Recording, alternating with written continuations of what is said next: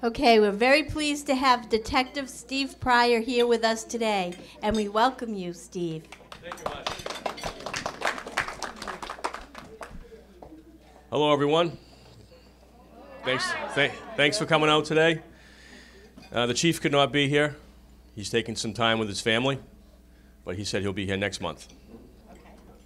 But he did pass on a few notes he wanted me to pass on to everyone here. I wanted to remind everyone that the town meeting is the 25th, I believe. And we have an article. Article number 6 is for the police department. And what that covers is a protective vests, one special protective vest for each cruiser. Now, we all wear body armor, but these vests will stop a higher caliber bullet. And as we all know, everything's out there. It's coming our way. So we're asking, we have one for each cruiser, and we're also giving 2 to the fire department for the paramedics and EMTs.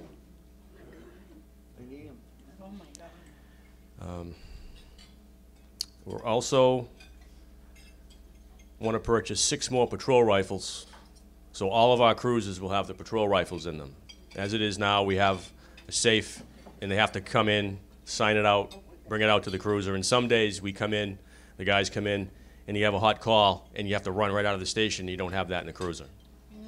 So we'll be asking for 6 more of those. Now today I'm going to talk about the do's and don'ts if you're a victim of a property crime. And once you realize that you are a victim, sometimes you don't know, for a while. If a house break or a vehicle break, you come in from lunch, your apartment, your house has been broken into. You may not realize it for a while until you see some items moved around. What really helps the police, especially myself and Officer Smoot, who, he and I do the crime scene, is don't touch anything.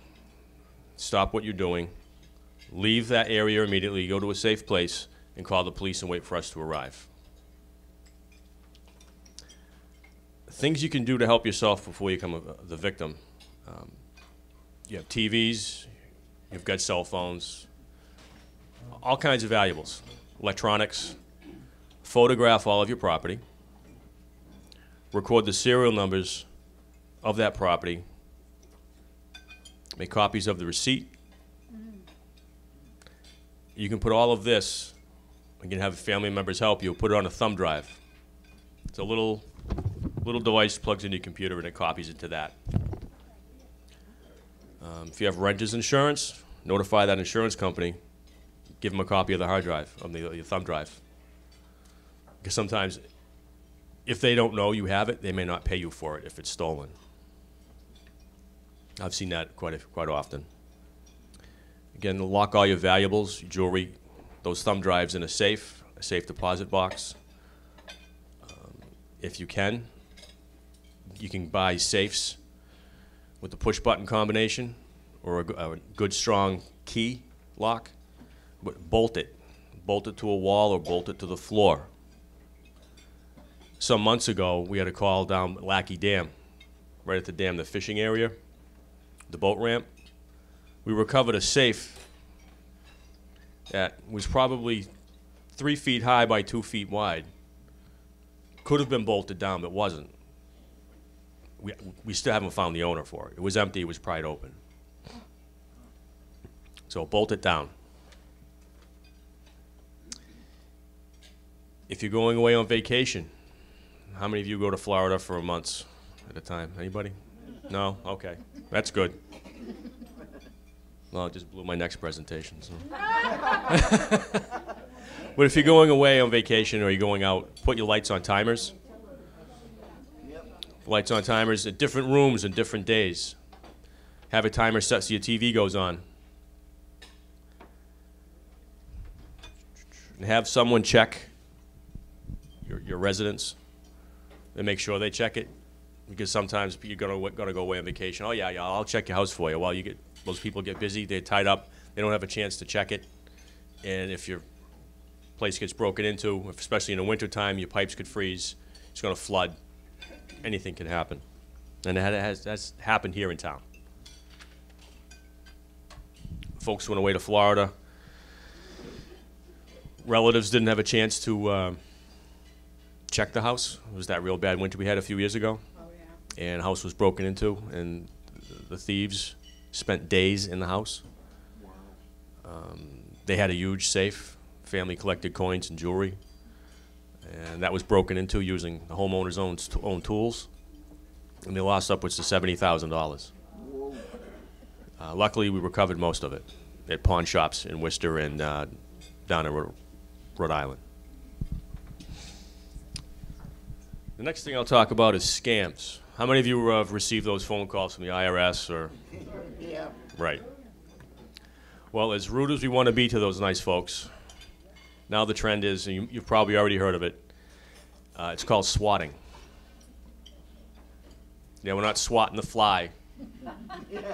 What happens if you're rude to them? This just happened 2 weeks ago in Mendon. Homeowner got fed up with those phone calls and was pretty nasty to the person on the phone. That person knew his address, because you can find pretty much anything on the internet. Called the Mendon Police Department and said the gentleman was outside with a gun shooting at traffic. So we were called mutual aid to back them up. So we get there and all of our guns are out, and because we don't know what we're walking into. And the homeowner, luckily enough, had a good sense of humor and started laughing. He goes, "Oh my God, I just screwed up. I made a mistake." So we all laughed about it at the end, but this is what they're doing. If you're rude to them, they will call the police and say you're doing something illegal. Remember, the IRS will not call you? Yep. Okay. I don't know if any of you buy things on the internet, Craigslist or anything like that. No. All right, if you do, I don't know if the chief's already spoken about it, but if you do and you have to meet up with these people to either buy or sell, we have a sign at the police department right out front. It's for internet purchases, and it's on 24/7 surveillance. So if you know anybody who does purchase things on the internet, tell them about that. They can come in if they feel kind of sketchy or unsure of what's going to go on. They can tell dispatch, and dispatch can see them too, right from. Give them an example so they understand what you're talking about. So if you buy something, Big, like a car. right, if you're going to buy a car, you're selling your car, and someone's going to come and buy it. Right. And they could kind of carjack, push you out of the way, take the car, and leave. But that's happened. So, and we can monitor that. So the dispatcher can click on that camera. It's going to be live right above his or her head. You can watch the transaction go down. Yes, it's 24/7. It's on all the time. We need more screens to watch everything. So you tell them to meet like in the parking lot of Douglas, where the police station is? Yeah. Where the police station is? You never know who you're meeting. That's what I was Right. wondering. Yeah. You never know. Okay, yeah. And if you post anything for sale online, what's happened, not here, say you're selling a couple of motorcycles. Dirt bikes and ATVs are a big thing. So, right, they know where you live. You give them your address. Well, they call and say, "Hey, I can't make it." Well, that night or the next night, your garage or shed's being broken into, and they take it. So just be very careful who you give your information out to. Kidnapping of family members. Has anyone heard that one? Oh, yeah. Yeah. Okay. We've had that a few times here in town, and there's been some victims. Phone call, middle of the night, someone claiming to be sergeant somebody or captain somebody. Yeah, we arrested your grandson or granddaughter, and we need $5,000 for bail.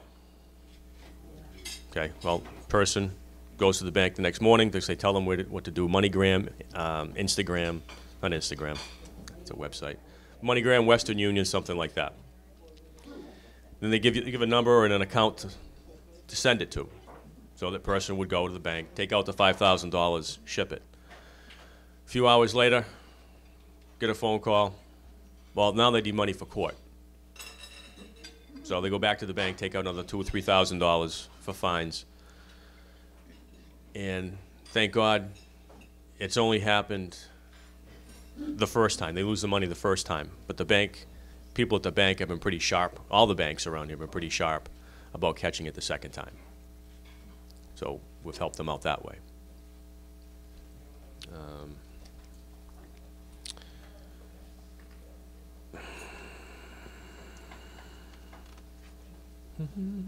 Bear with me.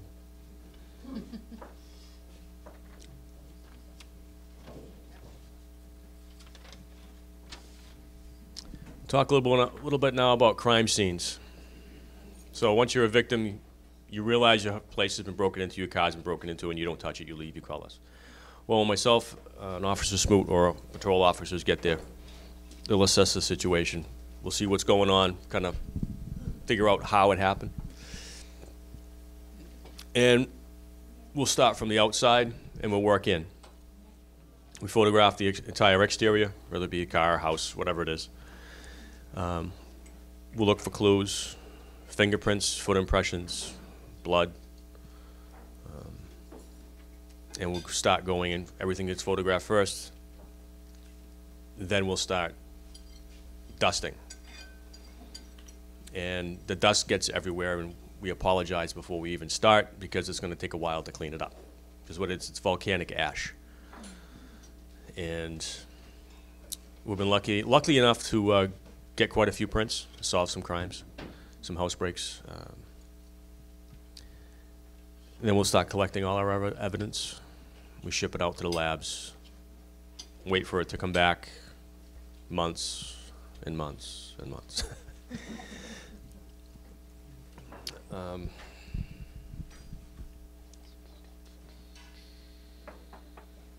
We utilize, it's called Nespin, for digital forensics, cell phones, computers. Nespin is a New England State Police Information Network. It's in Franklin, Mass., so it's not a long ride for us to go down there. And they're fantastic people. We usually get stuff back in a week if they're not busy. And once we get everything back, then we can interview people, suspects, and hopefully get, charge them and get a conviction out of it.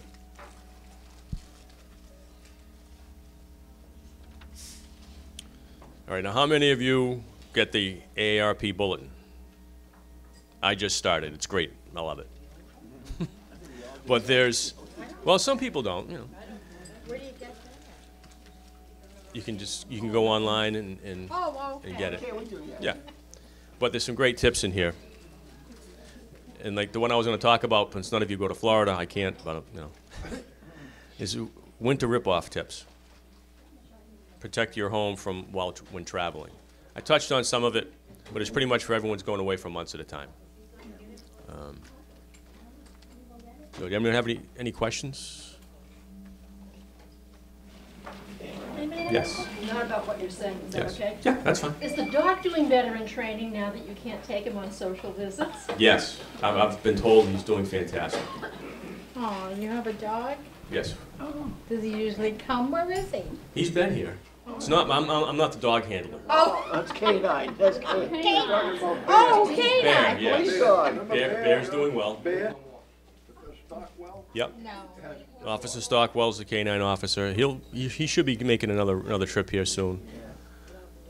He'll bring the dog, I'm sure. Oh. Now, he said he couldn't take the dog in because there was a problem in training, and the trainer recommended that he stop taking the dog on social visits. Oh, well, that may be. I haven't spoken to Officer Stockwell in a while. Oh. What kind of dog is that? A German Shepherd? No, it's a Dutch Shepherd. Oh. Even better. Yes. He's a great dog. They're gorgeous. No, but I know what a Dutch Shepherd is. Yeah, if you go, you go on Facebook at all? Yeah, sure. You go to, Oh, no, I don't. you don't? I don't go on that. All right, well, he has his own page. I'll have, and what's his name? Bear. Bear, okay. But it's Uxbridge Police K9. Oh. Okay. Recently, I got scammed, I think. I'm pretty sure. And it just happened this past weekend. And it made me pause, and it made me remember something. Remember we had the woman from, it wasn't the Better Business Bureau, but it was somewhere from the state. Yeah. No, it was another person, but anyway, she was the person that came to talk to us about those skimming devices. I think her first name was Robin. I think so, yeah. But anyway, she told us something that I'm not practicing and I should practice. Don't use your debit cards when you are out shopping. So most recently I was shopping at a fair. Like a craft fair, like a festival, right? And there were a lot of little vendors selling wares. And I bought some little handmade coats for my dog.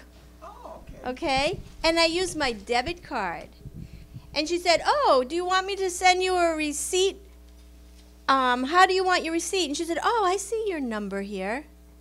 And when she when she slid my card through her little device, somehow, my phone number on my cell phone popped up. Now, I don't know how that could happen with my debit card, but I don't, maybe my phone number is somehow associated with my debit card number. I don't know how this happened, okay? So I'm going to call my bank about it, but she said, "Oh, I see your number here. Do you want me to just text you your receipt?" And it seemed just so, casual and so quick and a nice way to get my receipt. So I said, "Sure." So the next thing I know, I did get a receipt from her and my text. But I'm thinking, how did she swipe my debit card in her phone? It's an attachment to her phone that gets all my debit card information. And then she said, "Oh yeah, I see your telephone number here." My cell phone number. So I'm still confused by that. I don't know how she could see my cell phone number.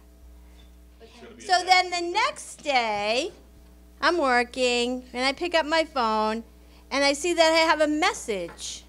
And it says, "Debit card alert for cell phone number," and it's my cell phone. Oh my God. So it said, "You need to call this other number," not the number that just called me, but another number. So I did. I called, but as soon as I called, I had this funny feeling that this isn't something I should be doing because it started asking me, "Press this number for this and give this information and we want your PIN," and all of this stuff. No. So I hurried up and I hung up, but then, you just feel a little bit invaded, don't you? Especially when you don't understand how did somebody get my phone number in the first place, and then the very next day, you're wondering if it's associated with that transaction that you made. Probably. So I called my bank. I did call my bank right away to make sure that I checked my accounts online, and I called my bank to alert them, and they didn't see anything funny going on. So I blocked that number from my phone. But I guess my point is, too, there's all these different ways now to come and scam us, okay? You really have to be on top of it and know what to do and what not to do when you get those alerts. And use your credit card instead of your debit card is what Robin had recommended that we do. Don't use your debit card because your debit card is associated with all your bank accounts, right? Yeah.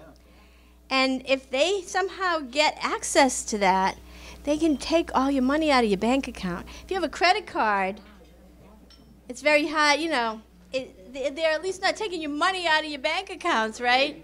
They might rack up your credit, and maybe you can deal with that later, but they're not taking all your money out of your bank account.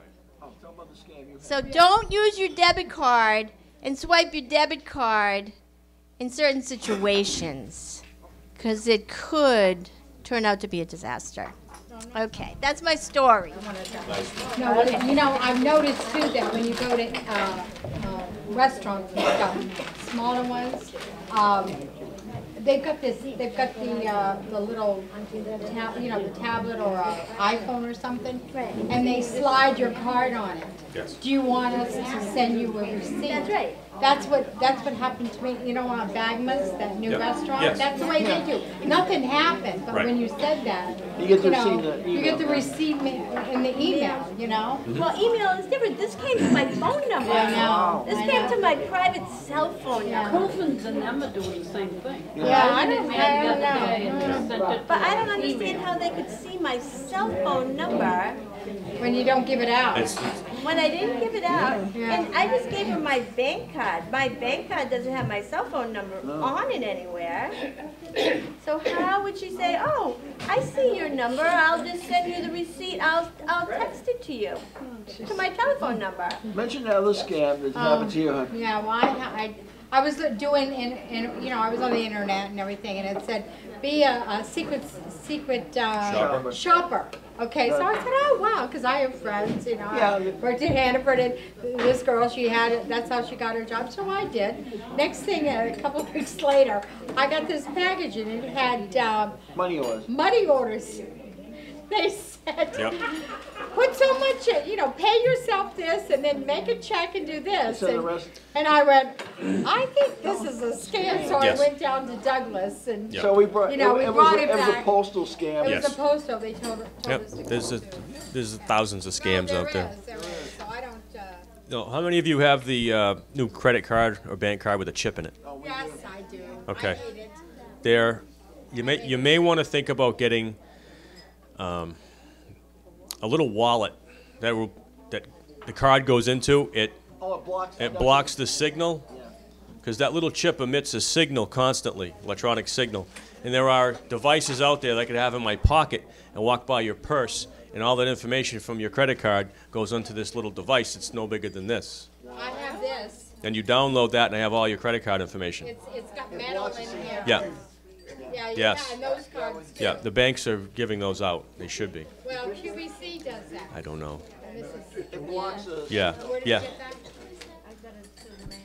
Oh, you guys ordered it. Yeah. Well, Right. QVC has them too. This Okay. is from my. Any other questions? It's the resident being, No? Well, thank you and have a great day, everybody. Well, you can